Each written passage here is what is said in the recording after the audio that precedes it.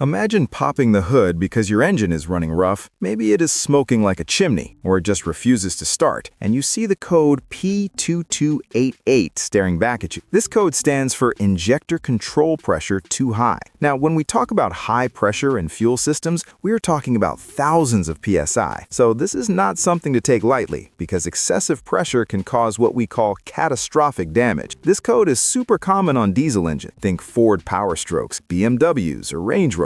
But it can pop up on some gas engines too. On many of these diesel systems, the fuel injectors are actually hydraulically driven by the engine oil. It is a system where oil pressure pushes the fuel into the cylinder. So when the computer sees the pressure spiking too high, it is a sign that the timing and lubrication mechanisms are out of whack. It sounds scary, but let us break down how to tackle it without losing your mind. The very first thing you need to do, and I mean before you buy a single sensor, is check your engine oil level and condition. It sounds weird to check oil for a fuel code, but because the oil drives the injectors in these systems, low oil or dirty sludge-filled oil can cause massive pressure fluctuations that trick the sensor. If your oil is topped off and clean, then you need to look at the sensor itself and the wiring. These sensors live in a brutally hot and vibrating environment. A simple short in the wire can send a maxed-out voltage signal to the computer, making it think pressure is sky-high when it's actually normal. You want to grab a multimeter and check the voltage at the sensor connect. Also, search online for technical service bulletins, or TSBs, for your specific year and model. Manufacturers often release software updates or specific fixes for this exact code because it is a known quirk on many platforms. If you ignore this,